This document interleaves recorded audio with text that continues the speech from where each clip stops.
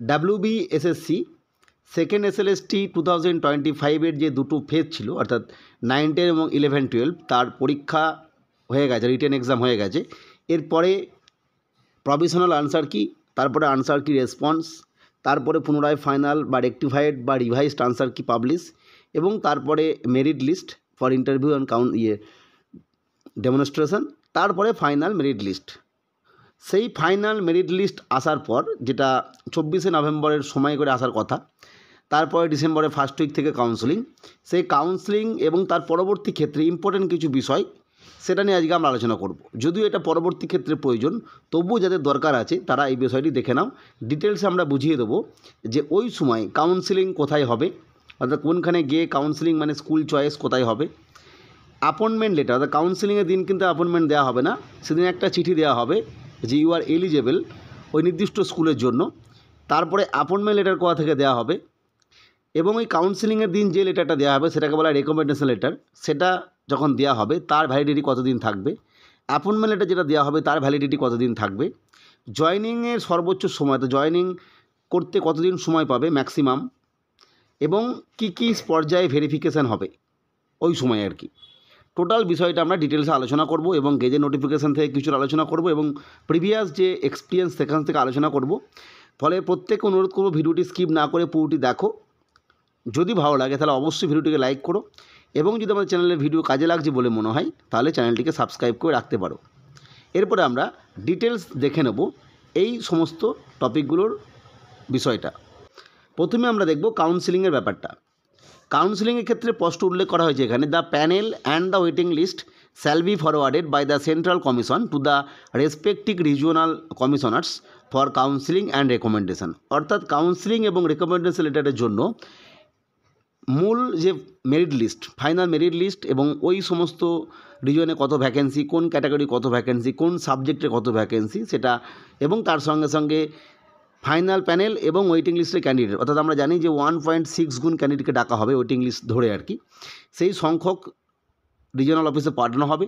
এবং যে রিজিওনাল অফিসগুলো রয়েছে 5টি, তারা কি করবে, কাউন্সেলিং করবে ক্যান্ডিডেটদের, এবং একটি ক্যান্ডিডেটকে একটি স্কুল চয়েস করার সুযোগ দেওয়া হবে। অর্থাৎ কারণ জানি এখানে মাল্টিপল ক্যাটাগরির একটা ব্যাপার আছে, সেটা আমরা আগেই বুঝিয়েছিলাম যে একজন ক্যান্ডিডেট হয়তো বিভিন্ন ক্যাটাগরিতে থাকার জন্য সে 2 বা 3টে ক্যাটাগরিতে চান্স পাচ্ছে আর কি মেরিট লিস্ট অনুযায়ী, কিন্তু কাউন্সেলিং হবে মেন সিরিয়াল নাম্বার অনুযায়ী, মানে কাউন্সেলিং সিকোয়েন্স নাম্বার যেটা 1, 2 করে দেওয়া থাকবে সেই অনুযায়ী সে যাবে, এবং সেখানে তিনি চয়েস করতে পারবেন আর কি।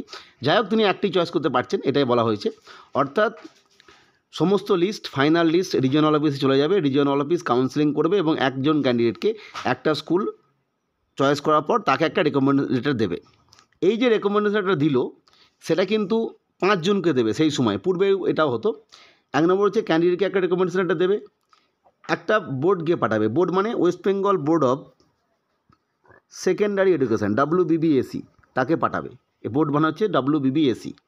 নেক্সট আর একটা পাঠাবে কনসার্ন যে স্কুল রয়েছে, যে স্কুলে তিনি নিলেন আর কি, সেই স্কুলে হেডমাস্টার মশাই, মানে হেডমাস্টার বা TIC বা অ্যাডমিনিস্ট্রেটর বা যারা আছেন তাদেরকে পাঠাচ্ছেন এইটা।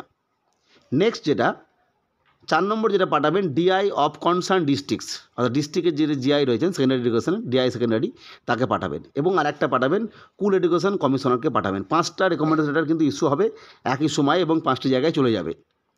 ইম্পর্টেন্ট বিষয়, এই যে রেকমেন্ডেশন লেটার দেওয়া হচ্ছে এর কিন্তু ভ্যালিডিটি থাকবে 90 দিন, 90 ডেজ। কবে থেকে না, যেদিন ইস্যু হচ্ছে সেদিন, যার যেদিন কাউন্সেলিং থাকবে সেই দিন থেকে 90 দিন।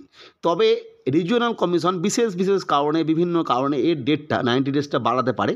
সেটা অবশ্যই বাড়াতে গেলে তার আগে West Bengal central school service কমিশনের পারমিশন নিতে হবে, এবং এই বাড়ানোটা অবশ্যই 90 দিনের পর থেকে ম্যাক্সিমাম 60 দিন পর্যন্ত বাড়ানো যেতে পারে, এর বেশি আর বাড়ানো যাবে না। এটা গেল বিষয়, এটা রেকমেন্ডেশন লেটার। এরপরে আমরা আসবো অ্যাপয়েন্টমেন্টের ক্ষেত্রে।